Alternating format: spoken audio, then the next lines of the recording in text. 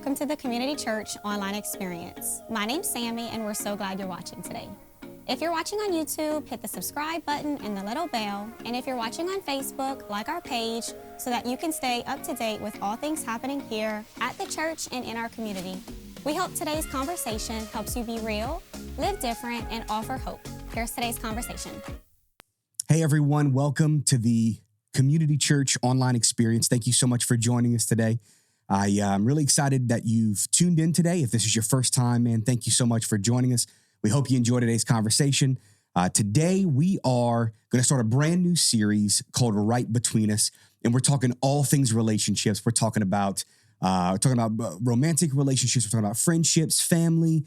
So buckle up. This is going to be a great series. And for this series, I have asked pretty much the best person that I know on relationships to join us. I have asked my wife, Grace, to come and join us. Babe, thank you so much for being here. Thank you for putting in your wisdom. You've got a lot of it because you've had to deal with me for the last That's true. 17 years, coming up on 18 years that we've been a crash course in relationships. a crash course over 18 years. That doesn't really sound like a crash course. That sounds like bashing your head up against some type of crash courses, brick wall over and over for a long period of time. It's made me an expert. You are an expert, that's for sure. And what's funny? A lot of people don't know that for the first probably 9 years of our marriage, it wasn't super easy. Like it was. Yeah. Most people will see kind of our public persona, quote unquote, and like we've done teachings on marriage and stuff before, but we've never. We were really having to put the teachings into practice. Right. Because it was not rainbows and unicorns. No, not at all. And we've learned a lot over the last, 13. So we've been married 13. We've been together for 17 years. We've been married for 13 years, going to be 14 years this year. And we've gone through, I feel like everybody says they go through a lot of stuff, but we've kind of gone through a lot of things from a lot of trauma to a lot of challenges, difficult things changes. Yeah. We've moved, I think seven different states. Some same states, like we've moved back to Louisiana like 3 or 4 times, but we've changed states a whole lot. And through that, you kind of have to learn, you learn the big things. Yeah. Without the big foundational pieces, it's hard to really make sure you have the legs to go the distance, right? Right. But today we're gonna save the marriage talk for a couple of weeks. We got a couple more. Yeah, we're gonna talk a couple of more. We have a couple things that we want to discuss about just regular relationships. Because here's why: your friendships, your romantic relationships, they make up about 80% of your relationships, and the other 20% is like your family and stuff, which we're going to talk about all of it. We're going to cover all the relationships in this series. And I think it's important that we discuss kind of what are the foundational pieces of relationships, right? Right. There's that old saying, I've heard this said, I mean, we've told this to students for how many years in youth ministry? Especially students. You show me your friends, I'll show you your future. You usually say it to students that are acting out, Absolutely. That are causing trouble. And you're like, hey, let me tell you something so profound and brilliant that we did not come up with. No. And you tell them that as a way to show them, and it is true. Yeah. They're choosing their own destiny by who they hang around with. It's true. But it's true for an adult as well. And it comes from scripture. Right. It's a scripture reference, and I want to read it to you. It's Proverbs 13:20, and we've used this, I feel like, so much in our ministry, but also like even in our lives. It's super important. It's Proverbs 13:20. It says, "Walk with the wise and become wise. Associate with fools and get in trouble." I mean, that's plain language. That is plain language, and I use the New Living Translation because it just makes so much sense. And in your relationships, you are the product of your 5 closest friends. We've said that before. Usually you find yourself like in the middle of them, right? So like if the average. Yeah. So like if you've got like. Can I just say something? Yeah. If we say this and you're like about to turn it off because you're thinking 5 friends, what the heck? Right. Just like be comfortable, settle in. That was a general statement. It's general, and we're going to explain it and go through it, but don't discount us because we said your friends. 5 friends. I don't have 5 friends. Because like once you become adults, you realize, Yeah. wait, Jesus had 12 friends. How is that even possible? Seriously, let me tell you why. Because he didn't have kids. Okay, well, that's another topic for another week. So we'll stick with the friendships today, but don't turn it off just because we said the 5 friends, because we'll discuss a little more. Yeah. But you're the kind of the average typically of the average 5. of the people that you hang out with, Yeah. right? And I used to say this to teenagers all the time. If you hang out with partiers and idiots and drug addicts, Don't be an idiot. Don't be an idiot. How many times have I said that? In fact, I think somebody tweeted one time, "Don't be an idiot, Pastor Jacob." Like quoted me on it. That was the message. Don't be an idiot. Yeah, don't be an idiot. I'm sure that's in Proverbs. But I know that if there's any success in our lives, it's usually due to friendships. It's usually due to the relationships that you have. Yeah. I always like to say, and this isn't actually a part of the message, it's kind of something free. But like I always say that there's 3 types of relationships that you have to have when it comes to foundational friendships. You have your Pauls, the people that speak into your life. So like pastors and mentors and coaches, people like that. You have your Barnabases. These are the people that are just your community, like your friend. Yeah. These are your friends, right? Yeah, these are peer level. Right, peer level. These are the people that you're just in a relationship, your community, right? Then you have your Timothys, and these are the people that you're pouring into. And you need all 3. You can't, in order to have healthy relationships, you have to have all 3. Yeah. And so finding those people that are, and what we're talking about today mostly is your Barnabases, the community, the people that you have around you. So the question I always like to ask people whenever I sit down, so I like to talk to people, and people tend to ask what are you laughing at? I'm laughing because this makes me sound bad, but I'll share it anyway. Like we go to a restaurant. Yeah. Typically we know the server, or we know someone sitting next to us, or we know someone that walks in the door. Right. Because it's a small town. Right. And Jacob wants to catch up on 20 years of life, and I just want to eat my food. Well, it's because they had life. I know. And it's a good thing. Yeah. But when you said, I like to sit down and just talk to people, and I'm thinking, I just like to eat my food or get my groceries and go home. But I'm a little bit more on the introverted side naturally. And that's okay, though. Which is fine. Yeah. And I do enjoy hearing people's stories, but it's not always my first instinct. No. But it really is yours. So you do like to sit and talk to people. I do like to sit and talk to people. But it's mainly because like that is what I believe a pastor, not just a pastor. It's kind of, I don't take the name pastor and like, I don't take the title. That's what I do. It's like the life. Yeah. Like certain people are called to like for the title of pastor. I'm called to lead a church. If I wasn't leading a church, I'd be doing the same thing. Yeah. It's just kind of who I am. And I love to hear people's stories. I love to kind of know where they are, and people will share things with me that they're looking for either advice.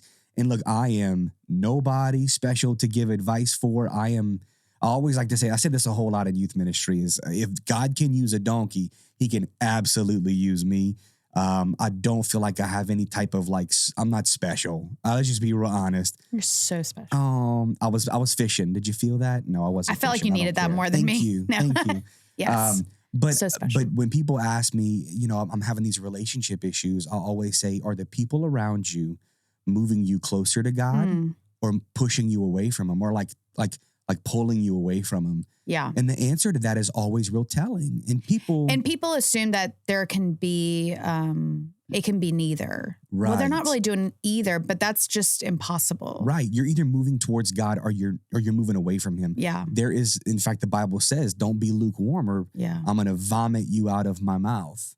I just love that. Spit. I know it says spew, but I just love, I think one of the translations says vomit. The Message probably. The Passion translation. But I think that's so true. We can't be lukewarm. We have to be hot or we have to be cold. And the people that are around you are usually who dictates that. Yeah. And so I just think it's important that we talk about these types of relationships. Proverbs 17:17 says, a friend is always loyal and a brother is born to help in time of need. Yeah. And I think that's such a beautiful picture because friends, it's the way it's supposed to be. Right. Friends come and go, but like, our little circle, we call our little circle family. Basically our entire lead team's like just our family, you know, like we do life with them, and I consider them all family. And that's what we do. We're there when they need. They're there when we need. They've lifted us up. We've, helped lift them up. And I just think it's so important. But I think there's two types of friend relationships. Yeah. And these are important. That if you don't get this, there will be, there's going to be a lot of unmet discomfort. Unmet expectations is a perfect way to say it. But I think there's two types of friends. Number one is seasonal friends. Yeah. Okay. Like, I saw this got, it just popped into my head just now. Unfiltered. Yes, this is unfiltered. The unfiltered It's not experience. really unfiltered. It's kind of funny. But I saw a video that Medea did. Oh, God. It was one of those Medea videos, but it was really, really good. Okay. And it says, he, let's not. Tyler Perry. Don't get into it. I'm not trying to get into just that. say Medea. Medea said, you can't be treating lifelong relationships like seasonal people, and you can't be treating seasonal people like lifelong relationships, because then you're only going to end up hurt. Did I kind of have an accent right there? There was a lot happening. My bad. I don't even know. I hear her voice in my head. I'm trying to, but it's true though. There's certain people that are only in your life for a season. And the thing about seasonal relationships, seasonal friendships, sometimes that can be where you're there for them for a season, but it really can be the other way around too. Yeah. They can be there for you for a season. I've had seasons where I had people that really supported me and helped me, and we don't live near each other anymore. Right. And there's just not a season right now for us to be close. We still comment on social media and, we'll Venmo a meal or something, but it's not something that, it's not where we can hang out all the time. It doesn't mean it was not real. And it doesn't mean it wasn't good and wonderful. And that it may, God may even cross our paths again, but it was a seasonal friendship. And that's okay. It's totally okay. Yeah. And it's necessary. Yeah. But because I believe that sometimes those seasons come back around. Yeah, for sure. And there are people in my life right now that if I called, they probably wouldn't answer. There's nothing wrong with that. And if they called me, I probably wouldn't answer. I'd screen my calls. Well, you never answer your phone, I feel. Okay, but a text message will suffice.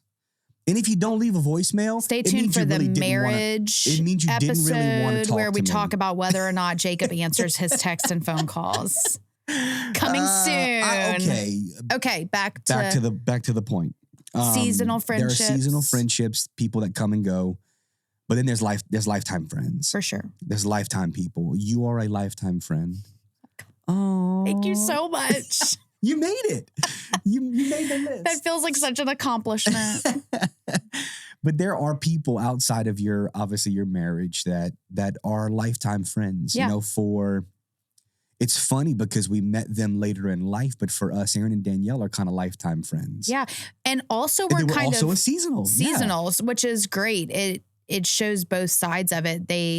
We lived in the same state. We went to the same church, then we went to different churches, then we moved states, then God brought them back. Right. Or brought them to us, actually. Yeah. So, and we reconnected. Louisiana. And I don't know if we're always going to be in the same state ever, But now we know, but we know lifelong friendship. They're lifetime friends. Yeah. It's a lifetime relationship, and that's important. That's, Trey and Allie always say, I hope you're okay with our friendship because you're not getting rid of us. Yeah, for sure. I love that, and I just think it's Paige and Todd said the same thing. Yeah. We were on a trip a couple of months ago, and they were toying with the idea and just playing around. I think they were just messing with me, like, oh, I could just move to Missouri. No, you're easy to mess with in that. That's sense. not funny though. And I was like, no, you're staying here and you will never leave me. No, but there are lifetime friends, and these are I feel like that's like lifetime captives in a way, but everyone's on the same page. It's agreed. They don't know that. Todd's here, by the way. That's why it's funny. he's helping us record. But there are lifetime friends that these are the people that were born for adversity. Yeah. They were born they were born to pick you up when things get rough. They're born to be there in the lowest points, but also the highest points. They celebrate in the highs and they cry with you in the lows. Yeah. And I think that's been real difficult. I'll be real, this is a vulnerable time. We've had some seasons in our lives where what we thought we had some lifelong friends, and they turned out to just be seasonal friends because we couldn't offer what they needed at the time. Yeah. And because of that, it caused people that we thought were family that really hurt when they decided that that wasn't what they wanted anymore. And that's why it's so important to know the difference. Yeah. And sometimes you may not, but it doesn't mean you shouldn't try. Yeah. You know what I mean? Even though we were hurt. I mean, we were hurt a couple of different times in our marriage by different people. Feels like recently the pain's kind of been deeper. I think because we've probably put more effort recently than maybe in the past, maybe because we're just young and busy and hard to do. But I think it doesn't mean we don't continue to try. And my hope is that those people that are no longer in our life come back, kind of like Aaron and Danielle, we figure out a way to regain that relationship again, because the door's always open. Yeah. And I think it's important to, even though someone may hurt you, never shut that door completely. Yeah. It doesn't matter how hurt, and I want you to talk about that in just a little bit, is like, how do you manage that? How do you... You know what I was just thinking about, also not in the message, so for free. A lot of us know the story of Nicodemus coming to Jesus during the night. He was embarrassed. He was ashamed. He was scared to come in the daytime. And he came to Jesus at night. He asked the question, how can I be saved? And Jesus talks about being born again. For the first time, we hear that terminology. And so Nicodemus goes through this whole process, and you don't really hear about Nicodemus being in, the crowds. He's not one of the disciples, all of that. But when Jesus is ready to be buried after he's crucified, Nicodemus is one of the ones that comes and brings him to the tomb. Wow.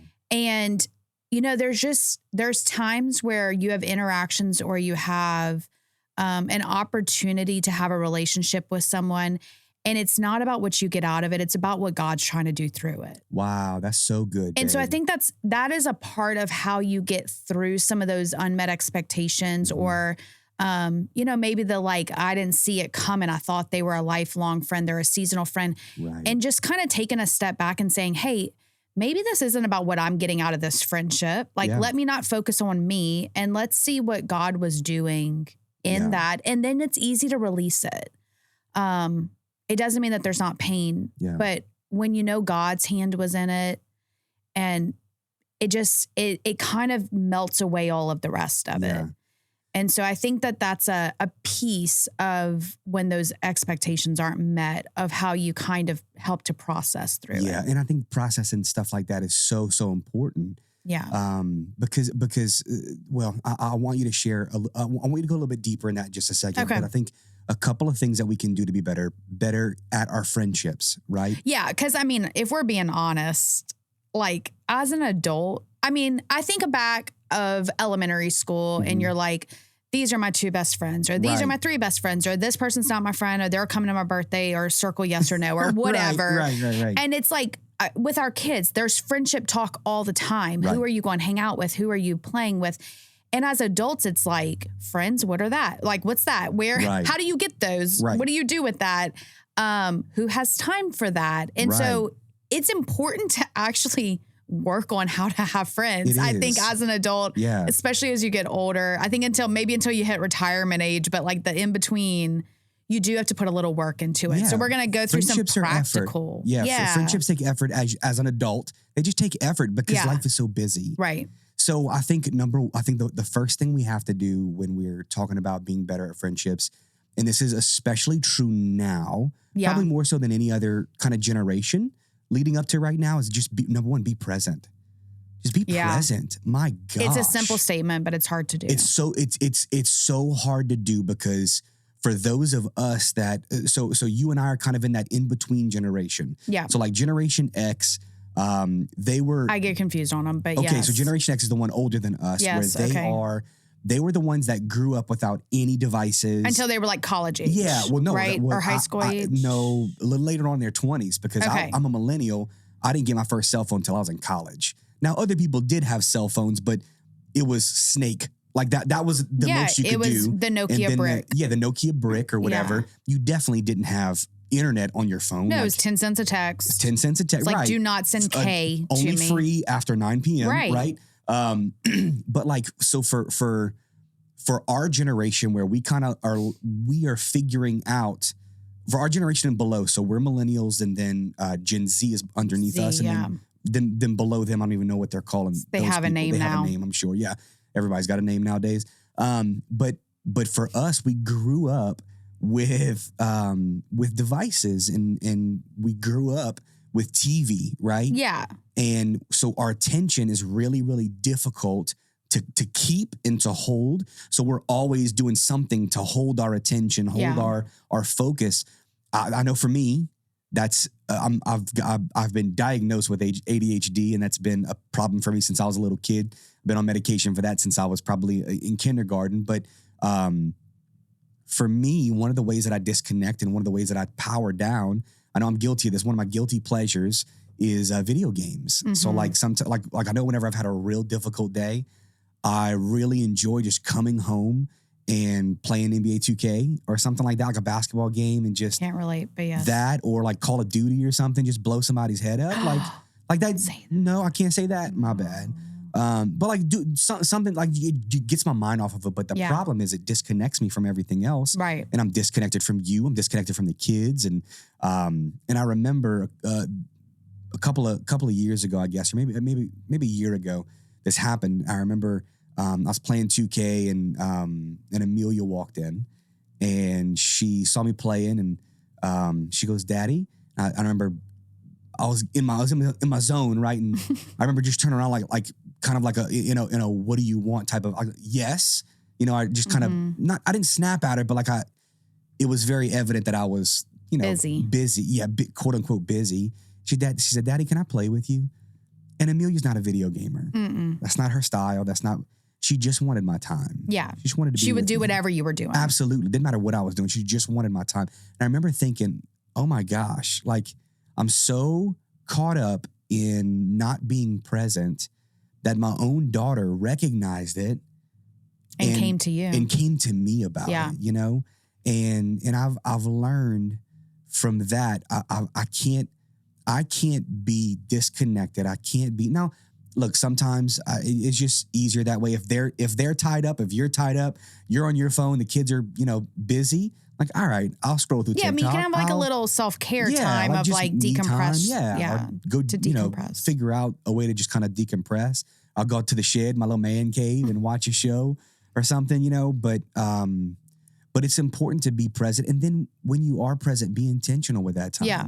So today, as we're recording this, today Amelia and I took a little daddy-daughter date. We went to CC's because she said, "Daddy, I'd like to have a meeting with you."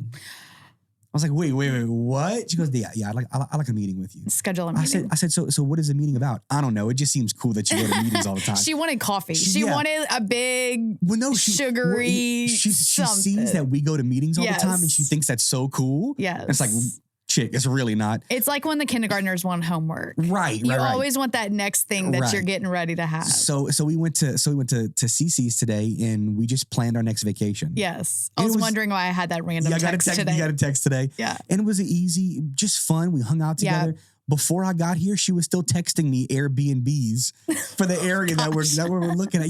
But it's just a way to connect, be present. Had I not been present, we wouldn't have had that moment. Yeah. So being present. You don't have to have all the time. It's just, like you said, being intentional and being present with the time that you have. Right. And that goes way further than having hours and hours where you're not intentional. Yeah. Hebrews 10:24-25 says this: "Let us think of ways to motivate one another to acts of love and good works. And let us not neglect our meeting together as some people do, but encourage one another, especially now that the day of his return is drawing near." I know we talked about kind of family relationships and everybody uses that scripture like, oh, well, you got to come to church. You got to do church. You got to do church. No, meeting together is just it's a phrase used in the Bible. The Greek translation means to meet physically with a spiritual purpose. Mm-hmm. Like that's just getting together for coffee to talk about what's happening in your life. I mean, that's like on a random given night, if we make a dinner and I'm cooking rice, I always make like 1 or 2 extra cups of rice because it's like someone's going to walk in the door. Yeah.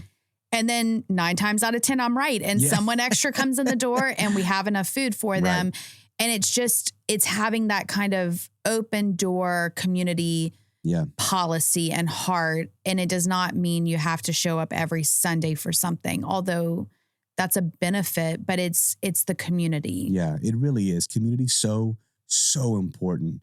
And what I want to know though, because we touch on it real briefly, but I want you to dive into this because I think you have a great perspective on this. We talked about when you're in relationships. So we talked about being present, but when you're present, that means somebody else is usually there. And when two people get together, inevitably, it doesn't matter how long you've been knowing each other, doesn't matter how good of friends you are, there's going to be conflict.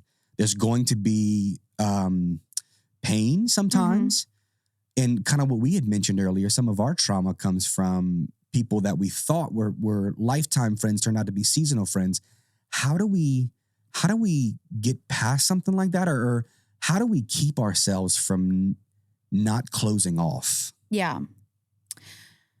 I can speak to this from a very personal perspective because I have the tendency to have the motto of like, you hurt me once, fine, but you'll never get a chance to hurt me again. Trust is a big deal. It's a huge deal to me. It always has been. I would hope that over the years, as I've gotten older, I've gotten better at trusting God through it and allowing him to open doors to friendships. But I was at a seminar this past week, and the gentleman that wrote the curriculum for the seminar, his name was Terry Wardle. And he does a lot of healing, prayer kind of ministry.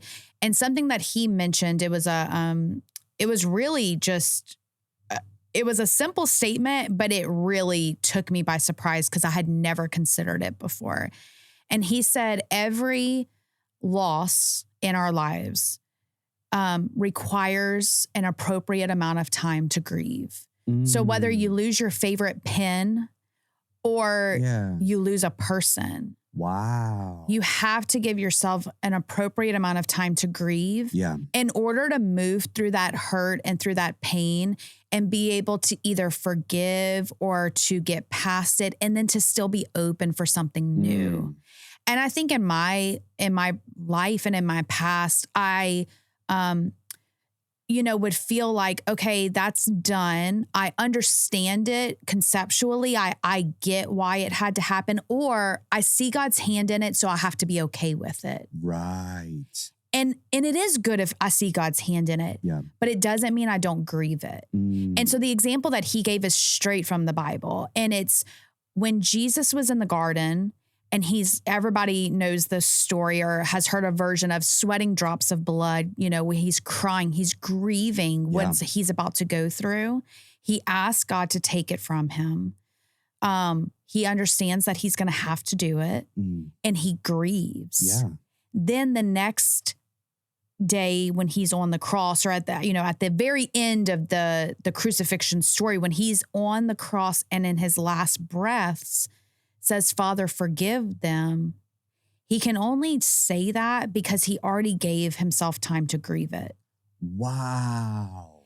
And I think sometimes we just steamroll past our hurt. Yeah. And we don't say, hey, I got hurt by this. And I think maybe women have an easier time of recognizing that in relationships, but I have to believe it would go the same for guys as well, of hey, maybe I'm not admitting it out loud to anybody else, but like that did hurt. Yeah.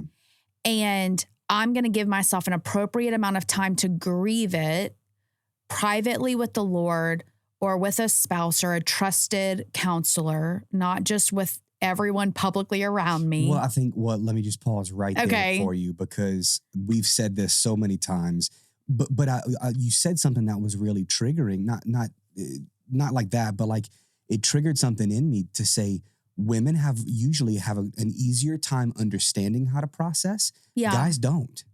We are taught from a very young age not to be hurt, don't get hurt. Yeah. Don't cry. Stop crying. Don't be strong. Be hard. Be tough. Right.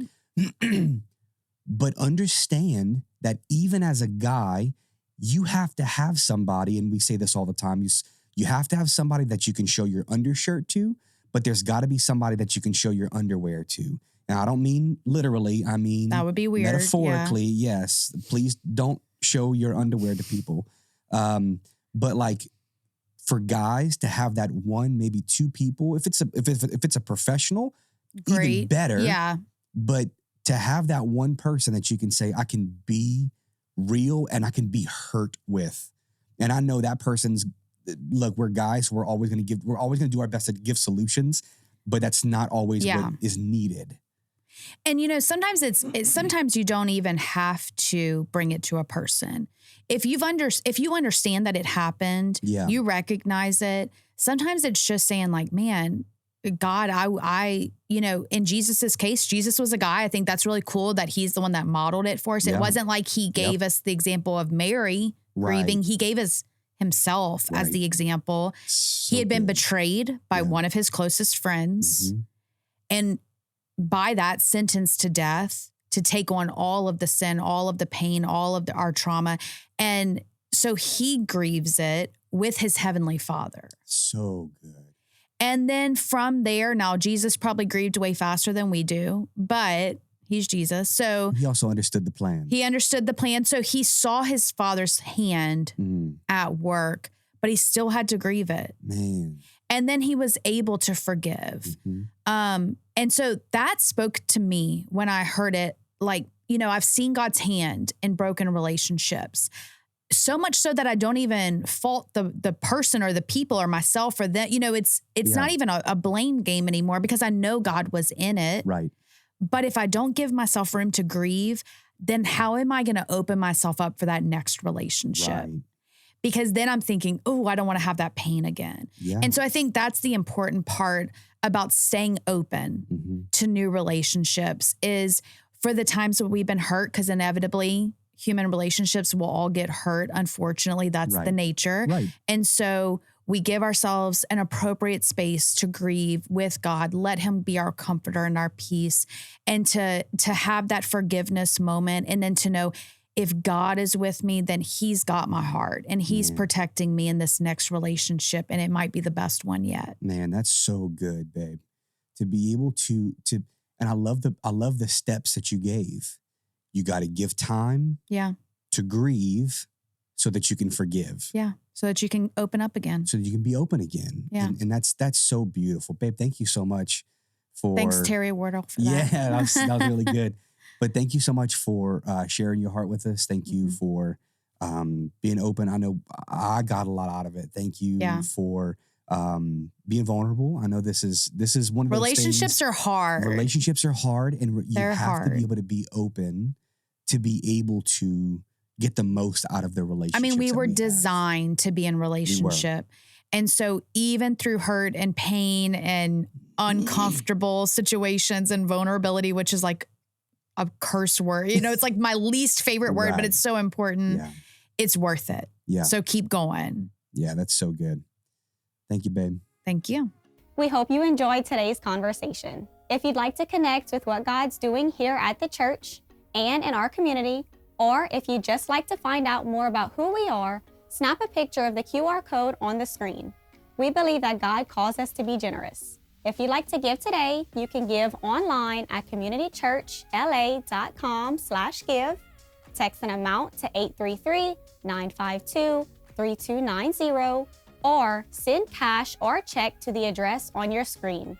Thank you so much for taking the time to watch today's online experience. We hope that today's conversation helps you be real with those around you, live differently in your community, and offer the hope of the gospel.